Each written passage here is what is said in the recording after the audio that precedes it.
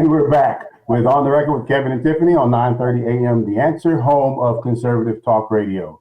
So we just heard us talking about people, physicians not telling you about or not communicating to you about the seriousness of what's going on. And oftentimes there's all kind of reasons if you look at the research. But let's go. I want to follow up with that because I have a question that because I always think about the details.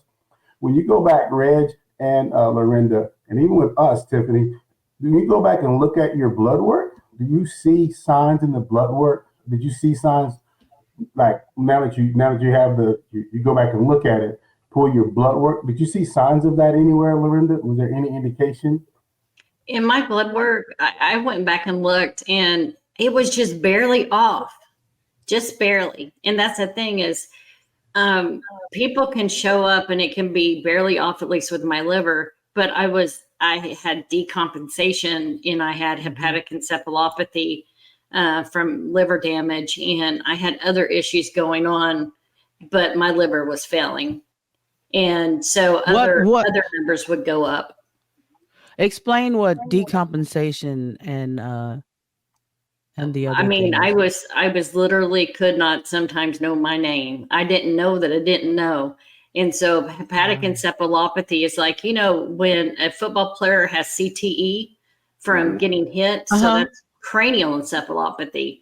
So it's brain injury. So the liver injury is hepatic encephalopathy. And you can have it with kidney disease. I did not know, but you can have uremic encephalopathy. So if someone with kidney disease is acting kind of funny or they're not remembering things, they may not know that they don't know that this is going on in their body. That show up in your blood work, though. Well, see, ammonia level will show up in the blood work, but a doctor has to check that. They have to ask for that, and if they're not asking for it, you don't know. Mm-hmm. And in the beginning, when you get blood work done, you don't know how to read that stuff in the beginning. You don't know, if you don't see the red levels by the thing where where it's off, but if you see the red, where it's off or where it's normal, you don't know how serious it is. And, if they're not telling you anything, you're not getting a call back from them to say, we looked at your blood work. You just go on about your day, but now that we're educated about it because we've been through these things with my kidney transplant, that I'm very educated about, my levels now, because the other day I went to get blood work and, I know my kidney usually it was at 1.1, 1.2, but the other day it was at 1.3. And I know because the day before I played golf and I got dehydrated, and I noticed my urine was a little bit darker than normal. So, when I drank water and stuff, it cleared back out. But when I went to get the blood work, it was a little higher, but I think that's what it was, And so I went again yesterday and it was down more than it was the other day. So, I know how to read that now, but in the beginning, you don't know how to read stuff. You just go throughout the day. I say you might see a red, like she said, it could be a little off. You say it's supposed to be 0.9 and it's 1.0. Like, oh, I'm cool. You say, oh man, my junk is a little off, but you don't know what that little off means. And if a doctor don't call you, you thinking, oh, I'm good. Sometimes it slipped through the crack. You have to call them and say, hey, what does this mean? It said that, my levels is off. So, it's like the chiropractic, like, hey, man, you ain't supposed to have no pain. I don't care if it's a little pain. You're not supposed to have it because that's not normal. So if something is off, it's not normal. That don't mean it's okay. You know what I'm saying? Let's work on getting it back normal. Yeah, and that's consistent though with the research, right? Is that in the kidney disease, and I would assume it's probably similar with other diseases as well, is that the majority of the people, only about 3-4% of people know anything about kidney disease. Then once they are diagnosed in that stage, either in stage 3B or stage 4, right? Then all of a sudden, after 6 months, they become super knowledgeable on that. Right. And so that's the thing that we because you have to be. Oh yeah, your life. Oh, I turned into Dr. Google. Yeah. Dr. Google. Because you have to be. But our whole thing with this show and with what we're doing and with our wonderful spokesperson Reginald, because he's doing this for the community. And it's really to make sure that people know what to ask, that people understand that your life is on the line. Yes. This is really important because all of this, a lot of it, in the case of kidney disease, the statistics say that 80% of kidney disease, end-stage renal disease, could be prevented. It could be prevented with early detection. You know, that's a huge percentage. See, but Tiffany, it's got to be communicated to you. When you say they see it in the blood work. That's what I was going to say. Because you know, a lot of times what we do, even if we see like something off, we don't know what it means. What we do is hope. We hoping and sitting around the house hoping that your doctor don't call you and give you no bad news. Yeah. Even you see that something is off, when you know the red ain't supposed to be red because you see everything else is in line. When you see that, you know, we hoping. I know I have done that before. It's like, man, I'm hoping this doctor don't call me. Instead of you calling them and saying, hey man, what's wrong with me, man? Is something going? I see that. I see red. Yeah, I see red. So what that mean? What that mean? Yeah, just tell me. Well, just tell me. Yeah, exactly. You know, it's also about educating, making sure people know that to use my chart or to talk to their doctor, because their doctors don't know sometimes. Yeah. And sometimes you got to ask the question and you got to say, what does this mean? And they have to respond to you. But if you're trying to think about it, all your questions before you go to the doctor, you're going to forget him when he walks in because of white coat, blood pressure, you know, you're going to forget. And then you're going to go, damn it, I meant to ask this. And so type them up every chance you get, even if it's 3:00 in the morning, and send that away because they will respond. Yeah. And that's what portals are for. And also remember what Lorrinda, to your point, doctors, if you're talking about a primary care physician is charged with knowing a little bit about everything, but they're not the masters of they should be your anything. Navigator. You know, yeah. And so they, you know, you're a care team. So when you're going in and asking a question of your primary care physician, especially when it comes down to kidney disease, not everybody knows the same amount of information. And so you do need to ask very specific questions. And that's why we have them for kidney patients, and we have them for liver patients. And that's what you've got to become a little bit more knowledgeable. I mean, we can't just sit and expect the doctor to lead the care team only. You've got to work hand in hand with your docs. Yeah, because we know our bodies. Everybody know their body. I mean, when this like Ms. Davis said, just like you know when something is off. You know, I mean, when I first knew that I had diabetes, is I went and got a burger. It was a turkey burger a long time ago. I ate the burger and I felt different. I felt funny. I felt like, wow, man, I got to pee, and I had to pee a whole lot. You know, every like 30 minutes I had to go to the bathroom, and I say, well, this is not normal, you know, because this never happened to me before. And I was real thirsty. Used to drink a lot of water, man, pee a lot, drink a lot of water. So, you know, I went to the doctor, and the doctor, it was a clinic, and I went to the clinic, and it was a female doctor. They did my blood work, and they said, well, you know, your blood sugar is like 300. It was something like 300, maybe 500, something like that. I don't know. But she gave me crazy high. It was high. She gave me some advice. She said, well, drink a lot of fruit juice, because a lot of people diabetes drink fruit juice. That's what she told me. She said a lot of people diabetes drink fruit juice. That's the worst advice. Yeah, if they're trying to get and I went to my cousin's house and got a big old thing of grape juice, the worst, and drank it, and I started feeling a little dizzy, you know. But That's what happened. But I knew something was off. So a lot of times people, what we do is, something off in your body, just slightly or whatever could be right. And we pass it off as, so, that's just, I'm getting older. Or that's just, I'll be all right. I'll be fine. But, the next day it happened, the next day, it's just progressing, getting worse. So you have to check yourself out. Go get checked because it ain't supposed to be that way. You wouldn't like that. So that's what we have to do. All right. And you've been listening to On the Record with Kevin and Tiffany on 9:30 a.m. The Answer, home of conservative talk radio. All right, Shemai, we're at 27:16. Let me flash this up here. That segment. All right. I want to push back on that a little bit with you guys, right? Let's have that discussion about what's the responsibility of the doctor versus the patient. There's some give and take there because this is a passionate point of mine. All right, and we're back. Okay, what, Tiffany? Go ahead. And we're back with On the Record with Tiffany and Kevin. He keeps trying to do all the intros, y'all.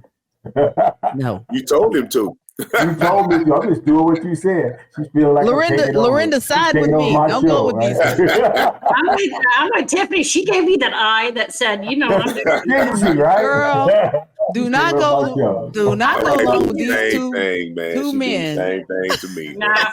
Hey guys, I want to talk about that again, right? Because when I was in school, right, and this is a holdover from me. I guess I have some PTSD, right? I always saw when I was in college, doctors, if you were going down the right route of a doctor, those guys generally had high GPAs, and a little bit of arrogance. They're going to be doctors, right?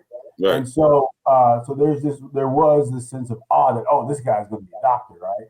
And so, and even growing up, right? So there is this, and we have it in the legal system, there's this degree of respectability that's right there. Used to be with priests and preachers, but there's a degree of respect that we default to them on a lot of things. And so I have this saying, we say it a lot from time to time on the show, is you can't want the power of God, but the responsibility of a 4-year-old. Right? Mm-hmm. So yes, we should go to the doctor when we're feeling off on our bodies. But when I get there to the doctor, right, what is that doctor's responsibility? One, right now, we know people make mistakes because they're practicing medicine.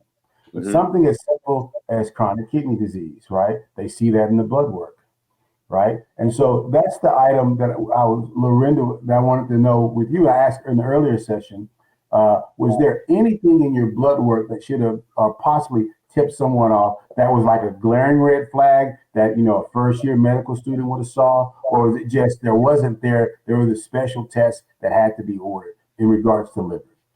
So with liver, it was really more of a special test, but they didn't go and check on things. And so it ended up, I had to get rid of my liver cancer, because it was there and then it grew. I had to get rid of that to get my transplant.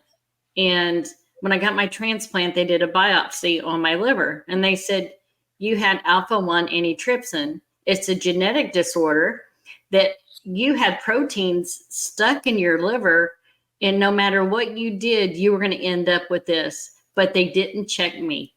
So in 2005 or 2003, when I started this journey, someone could have taken a blood test, did a genetic disorder test, and said, this is where you're going to go if you don't change things. Just like your testing, Tiffany, that you talked to me about what you're trying to do is exactly what I wanted someone. If they would have done that for me, I wouldn't have had to go down this path.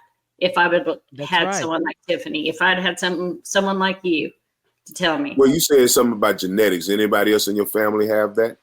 Well, after they said that, I turned around and figured out that's what my mom passed away from. She had alpha-1 lung affected. So she was lung affected. And so now my brother was diagnosed. He's my half brother. He was diagnosed with fatty liver disease 3 years ago. And he said, it's not a big deal. And I said, yes, it is. You started having some problems. Because he's probably being told the same thing you were being told. And guess who got referred to transplant yesterday besides me?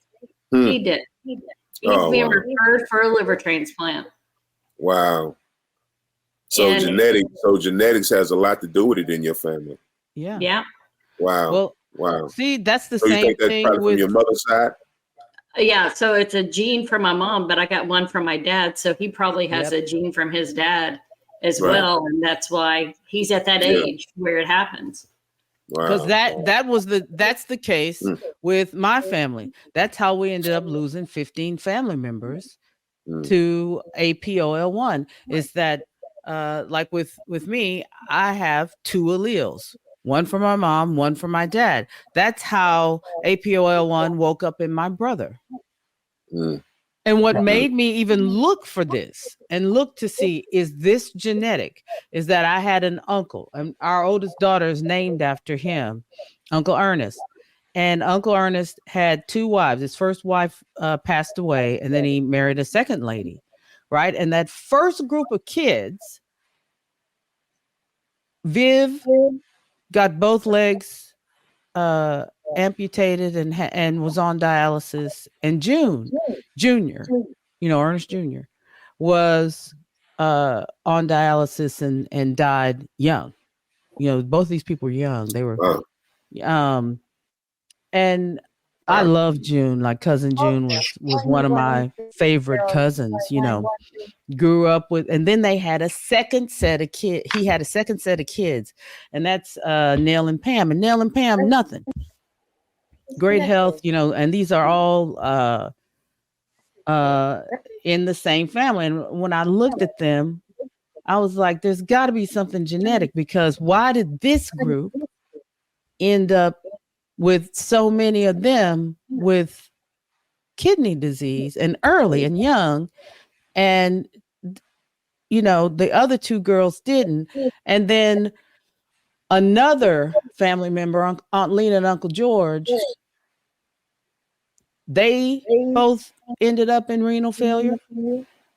4 of their daughters, all under 50, gone, renal failure and then death. And it came on fast. Mm. Yeah, but Tiffany, let's talk I was about like, there's something here. It's But got Tiffany, to be genetic. It is genetic, but we have to, because we've got to watch that, because we don't want doctors to be lazy, or healthcare professionals to be lazy and say it's genetics. We're Right. just going to go there, because there's this interaction between genetics and the environment. Yes. Right. Right? Yeah. So there are Yes. people who do have these genetic predispositions, but they are also out there doing things which are normally food. Everyone says, "Oh, that person was out there drinking alcohol and Right. doing coke." No, not at all. It's their food. And so if you're aware of certain things that you're more likely to be predispositioned for, it gives you an opportunity to adjust your diet. And that's and that's the truth. And that's where early detection comes in, because no, I don't want people to be lazy and go, "Oh, it's genetic, don't worry about it," and write them off. And that is literally where many want to go. But early detection gives us options, because if you knew early on, if you knew this from your mom, like if your mom had been tested and they told you, "Hey, Lorrinda, you wouldn't have been having alcohol and this, and you would have changed everything." Now, let's not make it like, because I know radio people on the radio show are going to be out saying, Lorrinda was out there being an alcoholic, just doing whatever she was doing, right? Lorrinda, I can't hear you on you're mute. Oh, you know what? I will say this, that with every liver disease ends up in cirrhosis. Every kidney disease ends up in end-stage kidney failure, and I want people to understand it doesn't matter what you do.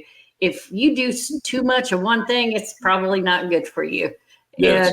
And, so I will say this is one thing I want people to understand. They need to educate, make sure their primary care doctors are educated, and that they Those know PCPs if are they're not important. sending them to someone that specializes in what their concern is, that's a problem. And they should find another doctor that will send them to where they need to go to get the answer. And if you're not getting specific answers, if you're not getting specific numbers, if they're just telling you your kidneys are good, no, that's not an answer. That's not an answer. What's my kidney function? You need to be like, tell me, how much kidney function do I have? What's my estimated glomerular filtration rate? Like what you know these things, so explain them to me. Yeah, that's right. And like you said about the genetic side, you know, me and my grandmother, the only ones that had diabetes in my family, and I'm the only one that had to get a kidney transplant. But the funny thing about that, I spoke about this on earlier shows that we recorded. My mother found out maybe 6-7 years ago that she had one kidney, and my sister found out she was born with one kidney. Ain't that's crazy? And I had kidney, and I remember when I was a little kid, I was hospitalized for like maybe 4 or 5 days. They said I had kidney disease when I was a little kid. And after that, I remember being in the hospital. I was a kid. I was having fun in the hospital, and they was giving me sugar water every day. I was drinking water with sugar. It could have been medicine in the water, but I thought it was sugar. And all the other kids had sodas, and I was like, man, why I can't drink soda? They just give me sugar water. And so, and I end up one day they gave me a Sprite, and I drank the Sprite, and I was like, oh man, I must be getting ready to go home because they're giving me soda. And that day I left, went home, and I was still in elementary school. And I had no inkling or no symptoms or anything about kidney disease again until I got into my 40s, 30s, something like that. Yeah. That's when they said I had kidney disease. I'm like, the first time I heard that, I was a little kid. Next time I heard it, I was a grown man with kids.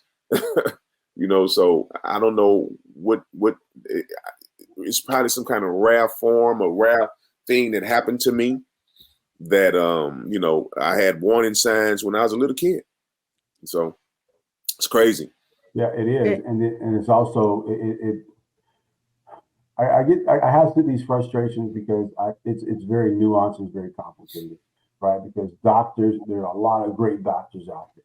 Excellent doctors. I know a lot of them, right? So, and I go back and forth from time. I'm like, it's a conspiracy because I don't want to believe that these smart people are dropping the ball here and there, and people's lives are at stake. Right. And so there's this onus that we are putting back on patients, right? Because it's our lives. We have to deal with the consequences to educate ourselves. When oftentimes when you're just starting out, you have no idea where to start with any of this stuff.